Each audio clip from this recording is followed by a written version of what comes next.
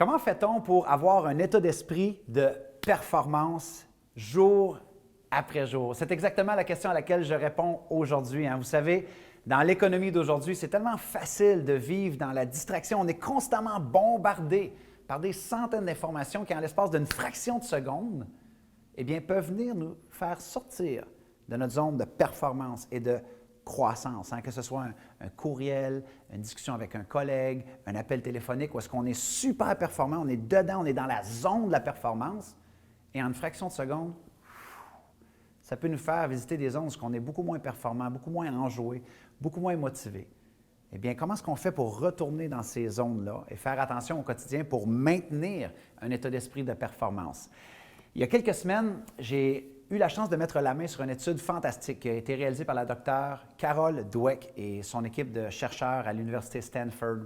Et ils ont même écrit un livre qui s'intitule « Changer d'état d'esprit, la nouvelle psychologie de la réussite ». Ce qu'ils expliquent dans le livre, il y a plusieurs choses qui sont phénoménales, mais entre autres, ils nous enseignent où est-ce que l'on doit canaliser nos énergies et notre focalisation pour maintenir un état d'esprit de croissance. Alors, il y a 3 zones qui sont identifiées par Carol Dweck et son équipe de chercheurs et je vous les partage pour vous permettre au quotidien de faire attention et de bien sélectionner vos zones de performance et comment les reconnaître et où est-ce qu'ils sont les zones les plus payantes.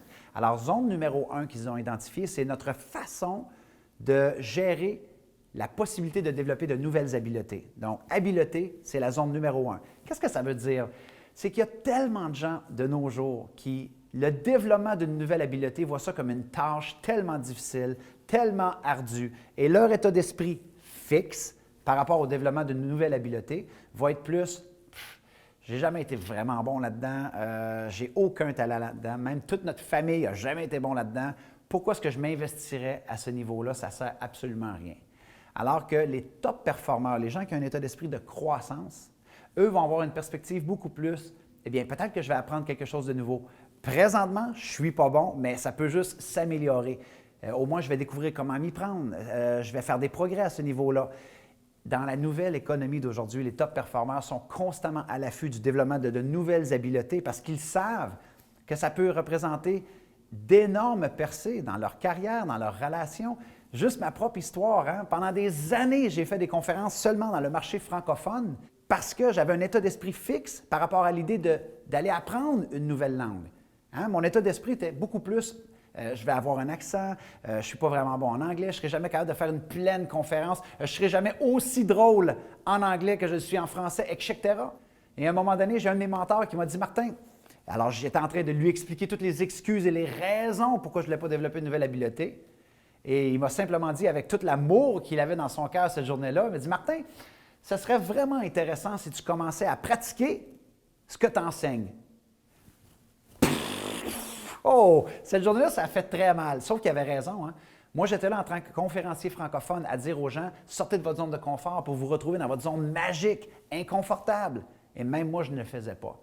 Alors, lentement mais sûrement, j'ai commencé à changer mon état d'esprit pour me retrouver dans une réflexion où je me disais, ça ne peut pas être pire, je vais juste apprendre quelque chose, je vais m'améliorer.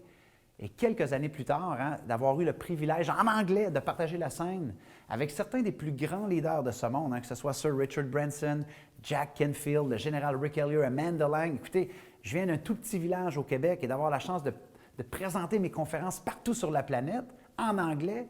Rien de ça se serait produit si je n'avais pas fait osciller mon aiguille psychologique plus dans la zone de l'état d'esprit de croissance au niveau de la zone numéro 1 identifiée par Carol Dweck et son équipe de chercheurs, qui est vos habiletés. Pensez-y, quelle est cette habileté-là ou ces habiletés-là qui pourraient représenter une augmentation de salaire, une nouvelle promotion, une nouvelle rencontre, un nouveau partenariat? Il faut changer son état d'esprit et ça va vraiment vous amener dans un état de performance. Donc, habileté numéro 1. Numéro 2, c'est notre façon de percevoir nos défis et mettre des efforts au quotidien. Tellement de personnes qui sont dans un état d'esprit fixe vont se dire « Ah, un défi, ça va être difficile, ça ne sera pas facile. Et si je fais tous ces efforts-là et finalement, il n'y a pas les résultats souhaités, j'aime mieux pas m'investir. » État d'esprit fixe. les gens qui ont un état d'esprit de croissance, de top performance, ça sera un défi, ça sera difficile, mais je sais que c'est de cette façon-là que je vais grandir. Je sais que c'est de cette façon-là que je vais moi-même m'épanouir, hein. Mettre des efforts, c'est comme aller au gym. On le sait que c'est en mettant des efforts, en vraiment en s'investissant que notre muscle va grossir, notre muscle va se raffermir. Et les gens oublient très souvent que c'est la même chose ici et ici. C'est en visitant nos zones d'imperfection qu'on réussit à trouver sa propre perfection. Mais il faut embrasser les défis. Il faut embrasser le fait que oui, il faut y mettre des efforts. Alors, quelle est votre psychologie par rapport à relever des défis et y mettre des efforts? Est-ce que c'est un état d'esprit fixe ou de croissance? En demeurant dans un état d'esprit de croissance, vous allez voir des progrès substantiels dans votre état d'esprit. La dernière zone, et non la moindre, c'est notre façon de recevoir et gérer le feedback que l'on reçoit et notre façon de gérer nos échecs. Pensez-y un instant, la capacité de recevoir du feedback au quotidien dans un état d'esprit de croissance. Hein? Des fois, ça fait mal de se faire dire nos 4 vérités. C'est difficile d'obtenir du feedback constructif, alors qu'à l'intérieur, on est comme oh, « ça l'a fait tellement mal, ça l'a blessé notre ego, ça nous fait visiter nos vulnérabilités ». Alors que des gens qui se retrouvent dans un état d'esprit fixe hein, vont éviter le feedback par peur de ce que les autres pensent, par peur de se faire dire que ce n'était pas bon, par peur de se faire dire que ce n'était pas à la hauteur. Et ils vont se priver de ce cadeau-là de recevoir du feedback pour s'améliorer, pour s'ajuster. Même chose avec nos échecs. Hein? Il y a des gens pour qui leur échec, ce sera une finalité. Leur échec va devenir la mesure de leur possible et de leur avenir. Alors que pour les gens qui sont dans un état d'esprit de croissance, hein, un échec, eh bien, c'est un apprentissage. Qu'est-ce que j'ai appris? Est-ce que la prochaine fois, je peux m'y prendre d'une façon différente? Est-ce que je peux aller chercher du feedback pour m'améliorer? Un coach, un mentor qui va me permettre de peut-être éviter quelques obstacles, prendre un raccourci. Alors, ce que j'aime avec la recherche de Carol Dweck et son équipe de chercheurs, c'est que plutôt que de juste demeurer dans la généralité d'être positif et d'être enthousiaste au quotidien tout le temps, ce qui n'est pas toujours évident, hein? On est tous humains, on sait que l'aventure de la vie, c'est beaucoup plus parsemé de haut et de bas et de haut et de bas. Mais ce que Carol Dweck et son équipe de chercheurs nous ont montré, c'est qu'il y a 3 endroits où ce qu'on peut facilement isoler et faire attention. Quand on nous demande de développer une nouvelle habileté, état d'esprit de performance et de croissance, il faut être là. Comment est-ce qu'on va relever nos défis et voir l'importance de mettre des efforts?